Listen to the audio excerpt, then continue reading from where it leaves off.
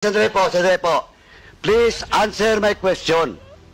What do you mean that the Philippines is using water cannon? Kasi po yung water cannon is a facility. Opo. Huwag ka magpalusot. I warn you. You're Opo. under oath. Ang water cannon Sagutin mo po, po where you refer that water cannon. ang point ko po, sir. Let us go to the That's fake news, statement Mr. Chairman. That what you said. Mr. Chairman, that's fake news. Po ako sinabing nag-water cannon sa China. Ang Hindi, sinabi nyo ngayon lang. Hindi, ang sinabi ko po nag-water cannon hindi, din po hindi, sa Pilipinas. Mr. Mark Lopez, pwede natin i-review yung tape. We are on the record. Kasasabi mo lang yun. At saka, did I hear it right? That he said na nag-water cannon din tayo sa China? Nag-water cannon lang. Saan yun?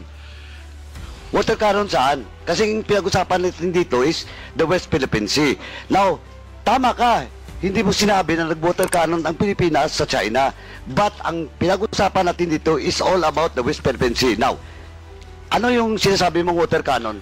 Mr. Chair, I premise my statement po kasi kanina sinabi ko po that the South China Sea issue is a complex issue involved... Sandali po.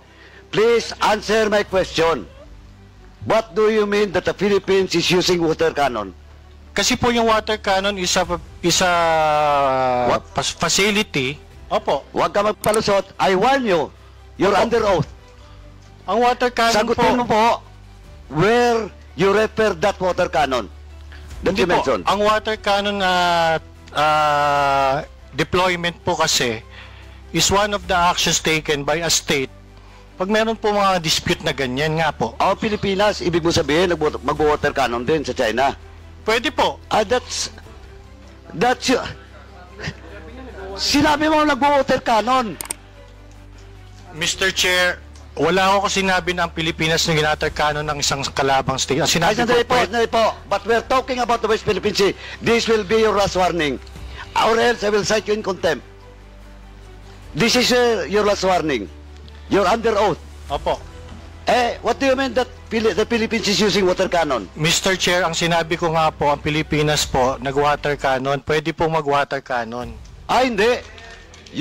Walang pwede. Sinabi mong mag-water cannon. Mr. Chair, sige po. Mr. Chairman, with this, Mr. Chairman. Mag-apologize po ako. Mali po ako. Sige po, fake news po ako. Ang sinasabi ko lang po, pwede po ang water cannon sa South China Sea issue. Hindi, ganito lang po. Fake news po ako.